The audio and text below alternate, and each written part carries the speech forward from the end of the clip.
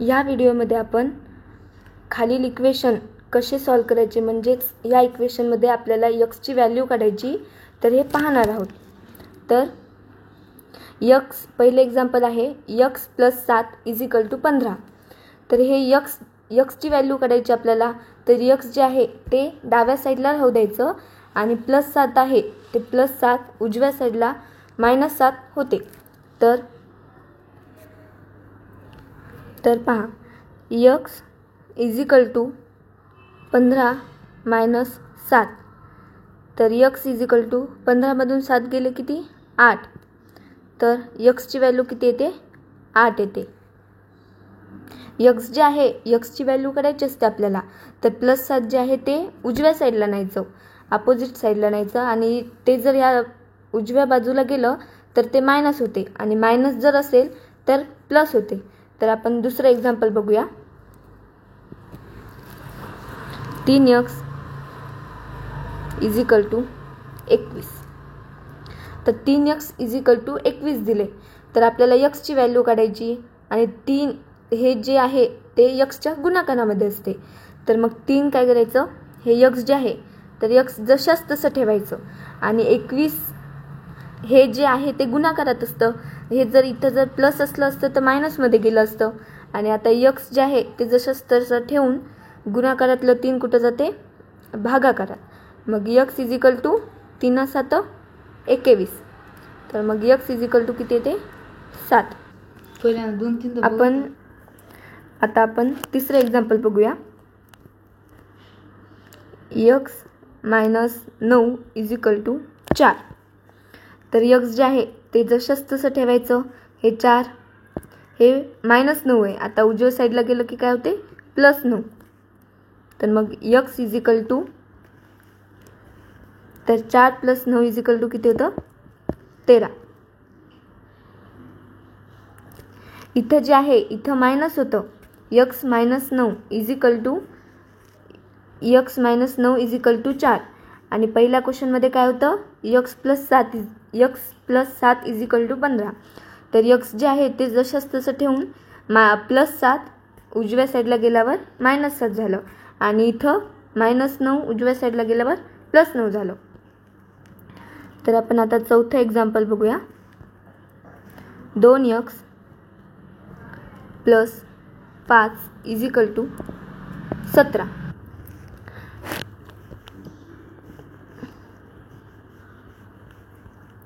तर हे पहा हे 2x जे आहे हे असंच ठेवायचं आणि +5 जे आहे ते 17 इथं आणि +5 उजव्या साईडला गेल्यावर -5 होतं। तर 2x = 17 - 5 किती होते 12। तर x = काय होतं इथं आपण पाहिलं ह्या इक्वेशनमध्ये दुसऱ्या इक्वेशनमध्ये असं आपण पाहिलं की 3x = 21 होतं आणि x = 21/3 कारण 3 जे आहे ते x सोबत गुणाकारात आहे। तर मग 2x = 12 काय होते 12/2। तर x = 6।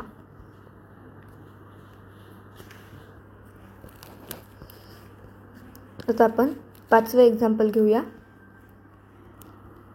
Example number 5 x/4 = 6। x/4 = 6 आपल्याला x ची व्हॅल्यू काढायची। तर x जे आहे ते जशास तसं ठेवायचं आणि 4 जे आहे ते x च्या भागाकारात आहे आणि मग हे 4 जे आहे ते भागाकारातलं उजव्या साईडला जाते आणि मग त्याचा गुणाकार होते आणि मग x = 24 कारण 6 × 4 किती होतं 24। आता आपण 6वं एक्झाम्पल बघूया। 5x - 3 = 12 आपल्याला x ची व्हॅल्यू काढायची। तर 5x जशास तसं इथं काय तर मायनस आहे -3 आहे तर आपल्याला काय इकडे येऊन काय होतं +3। तर मग 5x इज इक्वल टू किती 15. मग x इज इक्वल टू 15/5. मग x इज इक्वल टू किती 3. हे 5x जे आहे ते जशाच तसं ठेवायचं आणि हे -3 आहे तर इकडल्या साईडला येऊन ते +3 झालं. 5xला 5x ठेवलं आणि नंतर 12 + 3 किती 15. मग xची व्हॅल्यू काढायची होती. हे 5 x सोबत गुणाकारात होतं तर मग x इज इक्वल टू 15 जशाच तसं ठेवून 5 भागाकार केला त्याचा तर x इज इक्वल टू किती आलं 3.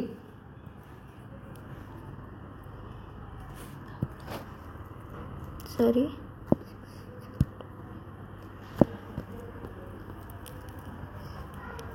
पण आता 7वं एक्झाम्पल बघूया. तर 7 नंबरचं example 7 + 2x is equal to 19. 2x जशाच तसं ठेवून 19 हे +7 आहे इकडं येऊन मायनसमध्ये जातं. मग 2x इज इक्वल टू 12 आणि x is equal to 12/2. x is equal to 6.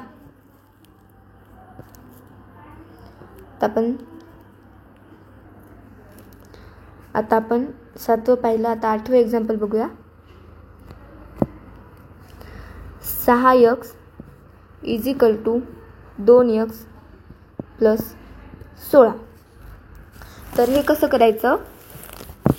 हे 6x आणि इथं काय 6x आणि इथं 2x आहे जे आता हे बघा हे 6x आहे आणि इथं 2x आहे तर आपल्याला फक्त xची व्हॅल्यू काढायची असते. तर मग हे 6x जे आहे ते आपण इथं ठेवूया हे असं आणि हे 2x जे आहे ते इकडं मायनस करूया कारण आपल्याला xची व्हॅल्यू काढायची. मग इथं 2x झाले ना तर मग आपल्याला एकच x पाहिजे तर त्यासाठी आपण असं करून घेऊया आणि इज इक्वल टू 16. तर 6x - 2x किती होते 4x इज इक्वल टू 16.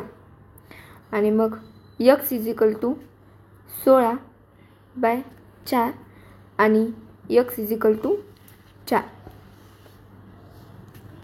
हे बघा हे 6x is equal to 2x + 16 कसं केलं आपण. 6x जे आहे ते इथं ठेवलं.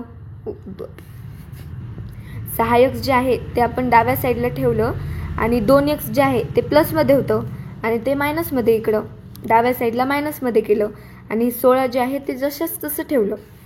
आणि मग 6x - 2x किती होतं 4x. मग इज इक्वल टू 16. तर xची व्हॅल्यू काढायची होती तर x इज इक्वल टू 16/4. xची व्हॅल्यू निघाली 4. तर आपण 9वं एक्झाम्पल बघूया.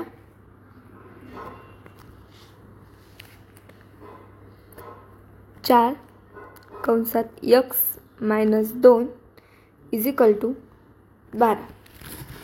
हे कसं सोडवायचं. पहिल्यांदा हे जे आहे याच्यामध्ये आपल्याला x दिले पण हे पहा आता हे 4 जे आहे 4 काय करायचं हे जे आहे कंस सोडून घ्यायचा म्हणजे 4 xला पण गुणायचं आणि 4 - 2ला पण गुणायचं. इथं काय नसते म्हणजे काय असते तर गुणाकार असते. आणि मग 12 जे आहे ते जसंच तसं ठेवायचं. तर मग काय होते 4ला x न गुणल्यावर 4x होतं आणि 4 गुणिले -2 काय होतं -8 इज इक्वल टू 12. इथं काय नसतं म्हणजे काय असतं गुणाकाराचं. इथं काय नसते म्हणजे गुणाकार असतो. तर मग हे जे कंस सोडून घेतलं ना की आपल्याला सोपं जातं. मग त्यामुळं आपण हे केलं. तर मग 4x इज इक्वल टू काय करायचं 12 + 8.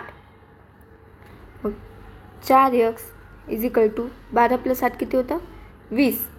तर मग x इज इक्वल टू 20/4 आणि मग x इज इक्वल टू 5. पहिल्यांदा काय करायचं असते कंस सोडून घ्यायचा असतो कारण आपल्याला नंतर जे स्टेप असणार आहेत ते आपल्याला सोप्या जातात. मग हे बघा 4 हे पूर्ण कंस सोडून घेतला हे भेटलं. तर मग 4x - 8 इज इक्वल टू 12 हे इक्वेशन तयार झालं. मग 4x आपण या बाजूला म्हणजेच डाव्या बाजूला ठेवून 8 जे आहे ते उजव्या बाजूला नेऊन प्लसमध्ये गेलो, कारण इथं काय होतं मायनस होतं. तर मग 4x = 20 आलं. मग x = 20/4, कारण हे 4 जे आहे ते गुणाकारात आहे आणि मग इथं येऊन काय झालं भागाकारात आलं. मग x = किती आलं 5. पण आता तर आपण 10वं एक्झाम्पल बघूया. 3x - 2/5 = 4. तर हे कसं आहे, हे जे आहे 3x - 2 हे इथंच ठेवायचं. इथंच ठेवून हे 5 जे आहे ते भागाकारात आहे 3x - 2च्या 5. तर मग हे काय होते इथं गुणाकारात जाते. हे जर असं असलं असतं 3x - 5 = 4, तर हे डायरेक्ट आपल्याला 5 इकडं गुणाकारामध्ये आणता आलं नसतं, कारण इथं छेद समान पाहिजे आणि या दोन्हीच्या खाली 3x - 2च्या खाली पण 5 आहे आणि इथं का नाही. मग याचं छेद समान करून घेऊन नंतर सोडवावं लागतं. मग हे इथं छेद समान असल्यामुळं सोपं आहे. तर हे काय करायचं 3x - 2 ठेवायचं आणि मग 4 हे 5 जे आहे ते इकडं गुणाकारात, कारण इथं 3x - 2च्या भागाकारात आहे. मग हे बघा, हे 3x - 2 = 4 × 5 = 20 आणि मग 3x = 20 - 2. 3x = 18. x = किती येते 18/3. 18/3. मग x = किती 6 आणि 3 संग किती होते 18. तर आपण हे एवढे एक्झाम्पल घेतलेले आहेत. इथं काय केले x + 7 = 15. मग हे x ची व्हॅल्यू जशाच तसं ठेवून हे +7 इकडं -7. मग x = काय आलं 15 - 7 x = 8. तर तुम्हाला काही होमवर्कसाठी गणित दिलेले आहेत इक्वेशन, हे येताना करून यायचं.